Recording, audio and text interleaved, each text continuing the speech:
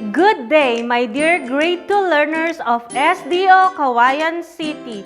Welcome to Bamboo Telescuela, aired via 88.5 DWND-AM, Channel 11 on our CMD Cable Vision, and live streaming at SDO Kawayan City Facebook page. I am your teacher on air, Teacher Precious Joyce G. Alicum of Maligaya Elementary School Main of SDO Kawayan City. Good morning! How are you today? I hope you're doing fine. Did you take a bath and breakfast? Nice! So that you will be active and understand easily our lesson for today. Children, we are about to begin. Get your module in English 2 together with your pencil and find a comfortable place. Check also your signal and speaker for you to hear me clearly. Prepare your snack and set it beside you. Is everyone ready to start our lesson? After this 30 minutes lesson, you are expected to identify the important details in expository text listen. Now, open your module on page 2, What I Know. We are going to read the story entitled Sparrow. Then, answer the following questions. But before we are going to read it, let us give first the meaning of the following words for us to easily understand the story. Let's start with cones. Cones are shapes with a circular base and smooth curved sides ending in a point at the top. And farm. Farm is an area of land that is devoted primarily to agricultural processes with the primary objective of producing food and other crops. Alright, now take a look on your module as I read the story. Listen carefully, children. Sparrows. Sparrows are small birds with bill shaped like cones. They eat seeds and insects. Some sparrows are brown. Some are gray. They are found around homes and on farms worldwide. This time, let us try to answer the questions regarding to the story that we have read. First, what is the size of the sparrows? The size of the sparrows is small. Second, what is the shape of their bill? The shape of their bill is cone. Third, what do they eat? They eat seeds and insects. Fourth, what is their color? Their color is brown and gray. And last, where are they found? They are found around homes and on farms. This time, children, let's have a short review about our past lesson on recognizing the made-up and real. Turn your module on page 3, What's in? And let us try to answer the following questions. This is the directions. Draw a sad face on the blank if the statement is made up, and a happy face if it is real. First, people need food in order to live. Is it a sad face or a happy face? The answer is happy face. Second, Carabao has 6 legs. The answer is sad face. Third, fish cannot swim. The answer is sad face.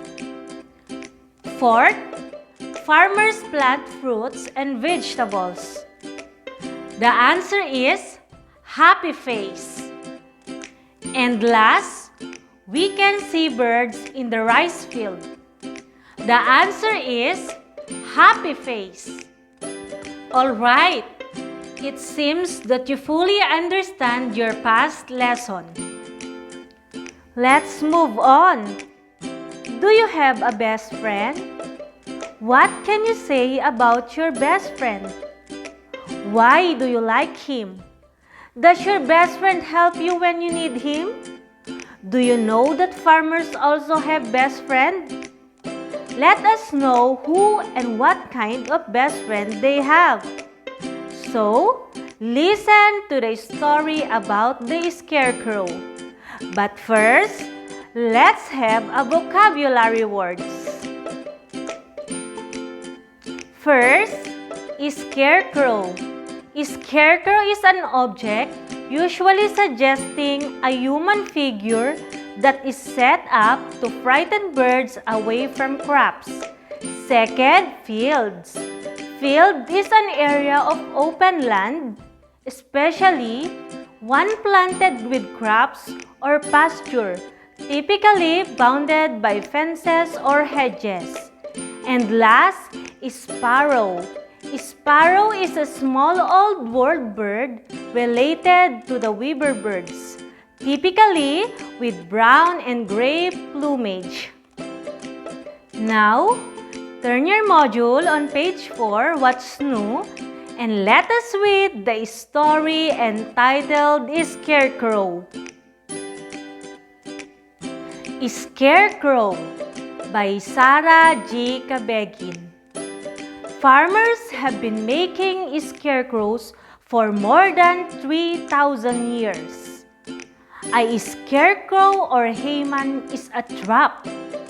It is shaped like a human dress in old clothes and placed in fields by farmers to scare birds away, such as crows and sparrows, from eating the seeds or crops. A scarecrow is truly a farmer's best friend. This time, you may answer the following questions. First, how long have farmers been making scarecrows? The answer is more than 3,000 years. Second, what is a scarecrow? The answer is scarecrow is a trap. Third, what is it shaped like? The answer is like human dress in an old clothes. Fourth, where is it placed? The answer is field. And last, why is a scarecrow a farmer's best friend? The answer is because it scares birds away. Okay, the story in the previous page on your module is an example of an expository text. Anyway, children, what is an expository text? Expository text tells about an idea, topic, using a clear information. What questions will help you look for the important details of information? By answering the who, what, when, where, why, and how questions, you can get important information in a text. The word who is asking for person or people. The word what is asking for information about something. The word when is asking about time. The word where is asking in or at what place or position. The word how is asking about manner. And the word why is asking for reason. Therefore, you importantly need to understand the story listened to in order to find the specific details contained in the selection. Okay, children, let's move on page 7. What's more, do the guided activity 1. This is the directions. Listen to the story entitled Crows by Sarah G. Cabegin. Then, complete the sentences through writing the important details from the story. Crows by Sarah G. Cabegin. Crows are glossy black birds. They feed mostly on the ground, where they walk about purposefully. They eat meats, grain crops, insects, and eggs of other birds. Crows are intelligent birds. They can be trained to copy their owner's voice or to count aloud up to 7. Okay, take a look now on your module and answer the following questions. Number 1. Crows are blank birds. The answer is glossy black. Number 2. They feed mostly on the blank. The answer is ground. Number 3. They eat blank, grain crops, insects, and eggs of other birds. The answer is meats. Number 4. When trained, they can copy their blank. The answer is owner's voice. And number 5, they can count aloud up to blank. The answer is 7. Alright, now take a look on the next activity on page 11, Assessment 2. Directions. Listen to the selection. After reading, identify whether the statement is true or false. Write T if the statement is correct and F if it is false. Parts of a plant. Plants have 4 main parts: the roots, the stem, the leaves, and the flower. Each part has a very important job. The roots grow underground and hold the plant in a place. They also get water and minerals from the soil. The stem supports the plant to the leaves. The leaves make food for the plant. They also help the plant breathe. The flowers make seeds for the plant. This time, let us answer the following questions. Number 1. Plants have only one part. The answer is F. Number 2. Roots grow above the ground. The answer is F. Number 3. The stem supports the plant to the leaves. The answer is T. Number 4. The leaves make food for the plant. The answer is T. And last, the flowers make seeds for the plant.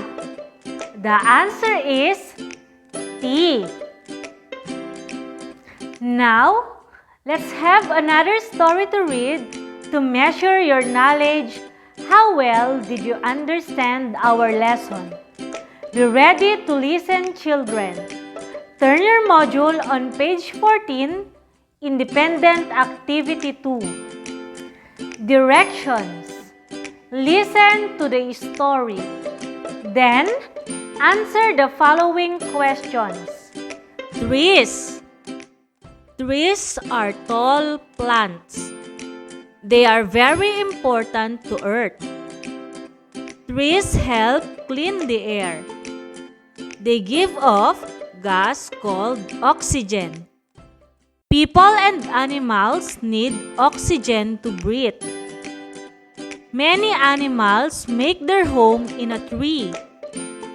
Birds and monkeys live in trees. Some trees also give us food like mangoes, avocados, lanzones, rambutan, coconut, bananas, and others. Alright, let us answer the following questions. Number 1. What helps clean the air? The answer is trees. Trees help clean the air. Number 2. What gas do trees and plants give off? The answer is oxygen. Oxygen do trees and plants give off. Number 3. Who needs oxygen to breathe? The answer is people and animals. People and animals need oxygen to breathe. Number 4. Where do birds and monkeys live? The answer is trees. Birds and monkeys live in the trees. And number 5. How can trees give us food? The answer is by making fruits. Trees give us food by making fruits. Let's move on. Did you understand our lesson, children? Nice! Now, I want to know if you really understand our lesson. Children, what is expository text? Expository text tells about an idea or topic using a clear information. There you go, children. You have finished the first 3 activities. Now, it's your turn to do it by yourselves. Turn your module on pages 20 to 21, post-assessment. You are going to answer on your own with the help of your parents or your eldest sister or brother. Don't let them answer your module, children. Understood? Directions. Listen to the story entitled Basketball. Then, identify the important details of the story through answering the questions below. Basketball. Basketball is a sport played by 2 teams of 5 players, each team on a rectangular court. The goal is to shoot a ball through a hoop that is 10 feet high, mounted to a backboard at each end. Basketball players mainly use skills such as dribbling, shooting, running, and jumping. The game lasts for 4 quarters and the team with the most points will win the game. Number 1. What sport is played by 2 teams of 5 players each team? The sport played by 2 teams of 5 players is basketball. Number 2. How many players are there in each team? There are 5 players in each team. Number 3. What is the shape of a basketball court? The shape of a basketball court is rectangular. Number 4. What skills do players mainly use in the game? The skills do players mainly use in the game are dribbling, shooting, running, and jumping. Number 5. Who will win the game? The team with the most points will win the game. There you go! You are amazing in accomplishing all the activities. I hope that you have learned new knowledge and skills in identifying important details in expository text listen. If you have any question in our lesson today, just message your teacher or advisor on your group chat or text them. Always follow the guidelines in our community to prevent coronavirus. Better safe than never. Once again, I am Teacher Precious Joyce G. Alicum saying, we learn as one, we heal as one. Sulong Edukalidad.